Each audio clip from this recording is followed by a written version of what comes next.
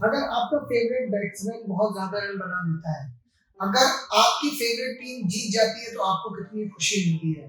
लेकिन वहीं अगर आपको पता चले कि जिस टीम के लिए आप इतना खुश हो रहे हैं, जिसके लिए आप इतना चीयर अप कर रहे हैं, वो टीम फिक्सिंग करके जीती है, या जिस बैट्समैन के लिए आप इतना खुश हैं वो एस्ट्रॉइड लेता है, तो आपको कैसा लगेगा। आज हम बात करने वाले हैं स्पोर्ट इंडस्ट्री के उन डार्क सीक्रेट्स की जिनके बारे में जानकर आप हैरान हो जाएंगे।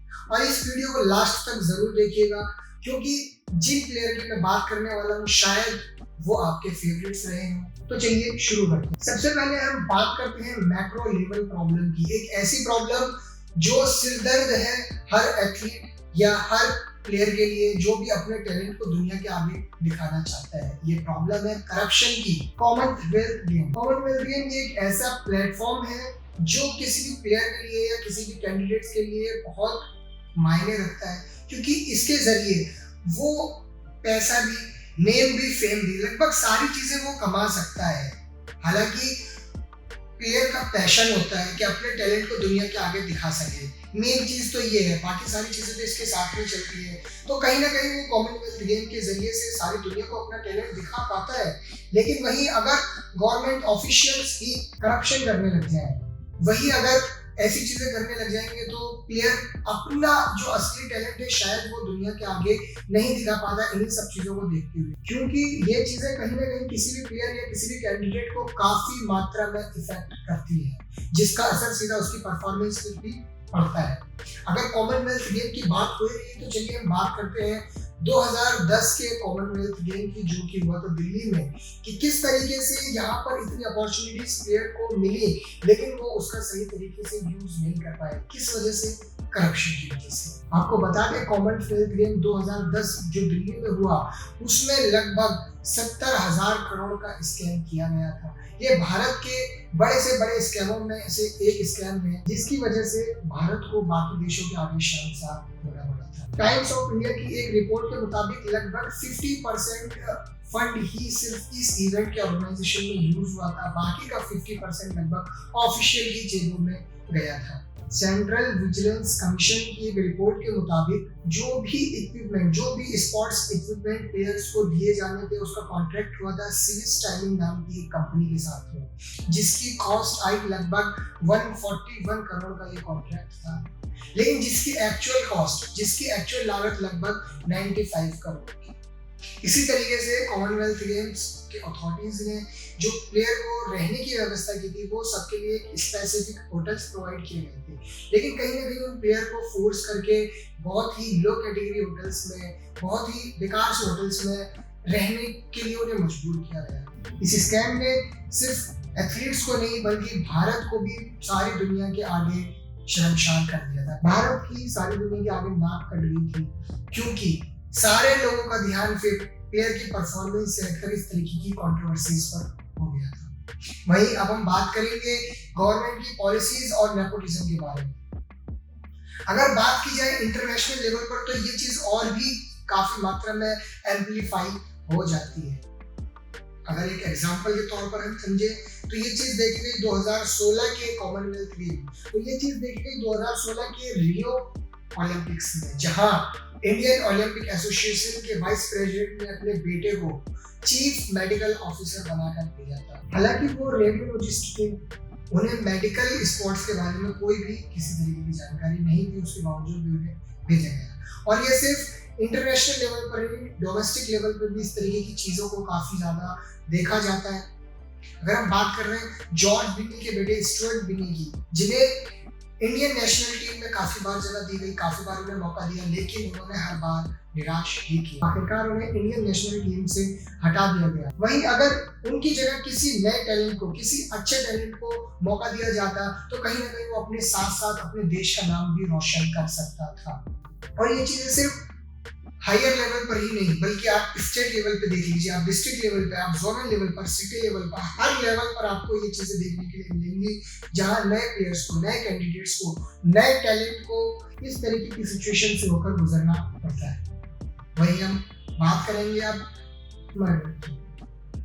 कहीं ना कहीं अगर कुछ प्लेयर आगे जाके सक्सेस हो भी जाते हैं तो उनकी जिंदगी में कुछ इस तरीके के लोगों की एंट्री होनी शुरू हो जाती है जो उनके करियर को परेशानी से भर देते हैं।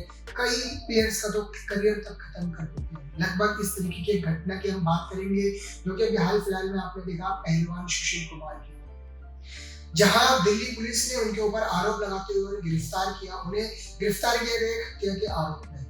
उनका झगड़ा हुआ सागर धनखड़ नाम के पहलवान के साथ, जहां उन्होंने उसकी हत्या कर। हालांकि दिल्ली पुलिस के मुताबिक दोनों के बीच में पब्लिकली एक आर्गुमेंट जरूर हुई थी, दोनों के बीच में बहस जरूर हुई थी, लेकिन इस हद तक किसी स्पोर्ट्समैन का गिर जाना कि उसकी हत्या कर देना, ये कहां की स्पोर्ट्समैनशिप है।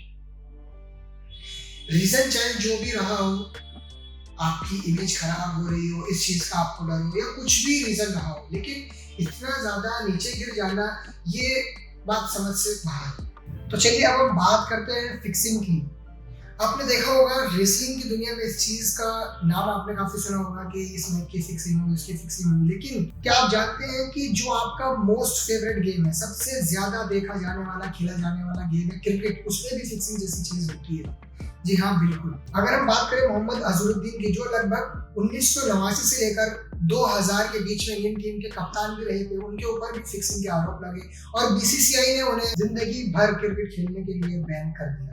उन्होंने खुद कबूल किया था कि उन्होंने 1997, 98 और 99 में मैच फिक्सिंग की थी। तो ये तो प्लेयर थे जिन्होंने फिक्सिंग करी और उन्हें इसकी सजा मिली, लेकिन वो लोग जो इन सब चीजों को पीछे से ऑपरेट करते हैं, ऊपर बैठ के ऑपरेट करते हैं, उन लोगों को कभी कुछ नहीं हुआ, उन लोगों पर कोई एक्शन नहीं लिया जाता। जिसमें सबसे बड़ा नाम आता है अंडरवर्ल्ड के डॉन दाऊद इब्राहिम का। उसके लिए तो जैसे ये एक व्हाइट कॉलर जॉब है, क्योंकि उसे इसके लिए कोई वायलेंस नहीं करना पड़ता, कोई क्रिमिनल एक्टिविटी उसे नहीं करनी पड़ती। हालांकि ये मामला जब ज्यादा बढ़ने लग गया तो ये इतना बढ़ गया तो इसमें इंटेलिजेंस ब्यूरो को घुसना पड़ा। इंटेलिजेंस ब्यूरो ने इस पर छानबीन स्टार्ट करी और इंटेलिजेंस ब्यूरो के मुताबिक ही ये फिक्सिंग तो सिर्फ एक कवर है, इसके पीछे जो खेल चल रहा है वो बहुत बड़ा है। अंडरवर्ल्ड से फिक्सिंग के जरिए टेररिज्म को फंडिंग प्रोवाइड की जाती है। इंडियन ब्यूरो के मुताबिक जब फंडिंग प्रोवाइड करने के ज्यादातर चैनलों पर लगाम लगा दी गई तो सिर्फ 2 चैनल ऐसे बचे जिससे फंडिंग होती थी, एक हवाला और एक ये फिक्सिंग। तो ये भी एक क्रिकेट की इतिहास का, क्रिकेट जगत का एक काला सच है। बाकी इसके अलावा हम बात करेंगे सब्सटेंस अब्यूज की। यानी आपको पता होगा कि हर प्लेयर, हर कैंडिडेट चाहता है कि वो सफलता की ऊंचाइयों को छुए, वो सक्सेस हो, लेकिन सक्सेस का रास्ता इतना आसान नहीं है जितना लगता है। तो उसी रास्ते को आसान बनाने के लिए लोग हार्ड वर्क करते हैं, लेकिन कई लोग हार्ड वर्क की जगह शॉर्टकट को ज्यादा तरजीह देते हैं। उनके लिए शॉर्टकट ज्यादा फायदेमंद होता है हार्ड वर्क से। ऐसे में ही कुछ लोग ऐसी चीजों का सेवन कर लेते हैं जो कि खेल जगत में प्रतिबंधित है और इनके ऊपर फिर उस वजह से बैन भी लगता है। चलिए हम बात करते हैं आपके पसंदीदा क्रिकेटर जो कभी ना कभी आपके फेवरेट जरूर रहे होंगे, यूसुफ पठान की, जिनके ऊपर भी बीसीसीआई ने बैन लगाया। वजह थी उनका एक कफ सिरप का सेवन। उन्होंने एक कफ सिरप का सेवन किया जो कि प्रतिबंधित था। इस कफ सिरप में टेर्बुटलाइन नाम का एक केमिकल होता था जो आपकी मसल्स में पावर जनरेशन को बढ़ा देता है। यानी काफी देर तक भी अगर आपके मसल को ऑक्सीजन न मिले, ये पावर फिर भी जनरेट होती रहती है। इससे आपको बड़े शॉट्स लगाने में मदद मिलती है और ये लगभग 2 से 3 घंटे तक फायदेमंद रहता था, 2 से 3 घंटे के मैच के लिए। इसी तरीके से केकेआर के बॉलर प्रदीप सावंत को भी लगभग 18 महीने के लिए बैन किया गया था क्योंकि उन्होंने भी कुछ प्रतिबंधित चीजों का सेवन किया था।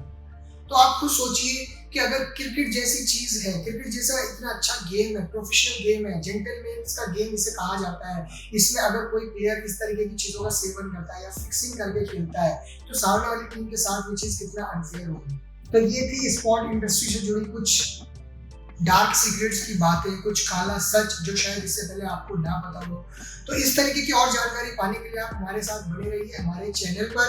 उम्मीद है आप सब लोगों को ये वीडियो पसंद आएगी, आप हमें कमेंट करके जरूर बताइएगा और इस वीडियो को लाइक कीजिए, कमेंट करके अपनी राय जरूर बताइए और हमारे चैनल को जरूर सब्सक्राइब कीजिए। आज के लिए बस इतना ही। धन्यवाद।